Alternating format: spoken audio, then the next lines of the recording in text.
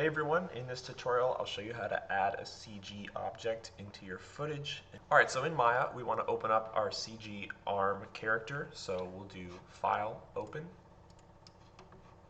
We'll find our 3D model. That's this .ma file. Open that up. And it's important to do a new Maya scene and then do File Open instead of just double clicking on the Maya file. It's just a little safer and helps Maya to not crash. It's been modeled and it's been rigged. You can inside of the model by clicking this button right here. This will show the joints through the mesh. So now we can select our joints, and using our rotate tool, which is E, we can rotate, and I'll hit Z to undo that. And here we can position the robot however we want. We've got a lot of control here over the way it bends and even these individual arms here. So before we animate this, let's texture it. After I've rigged this, you're not able to select the actual mesh itself. You're only able to select the joints. So let's go to our channel box on the right here, and this layer that I've made, click this R here, that'll disable reference mode, and now we can select our model. So in the outliner here, select this machine group. This is the top folder that has everything inside of it. So when we select it, it'll select everything. Right click and hold on the model and drag down to Assign New Material.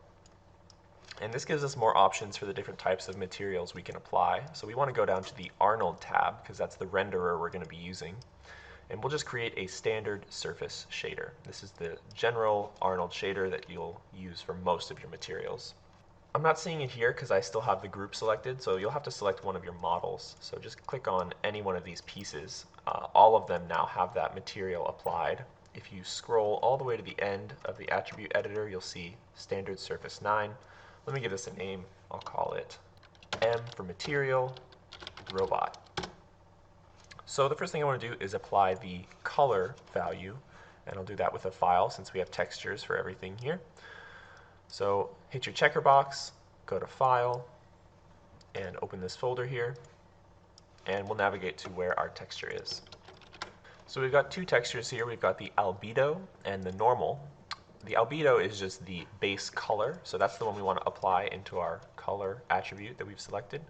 So just open there, and that texture will load in and map itself onto the model. If you're not seeing it, hit 6 on the keyboard or turn on this checkered circle to load in the texture. It might take a second to load, but once it does, you should be seeing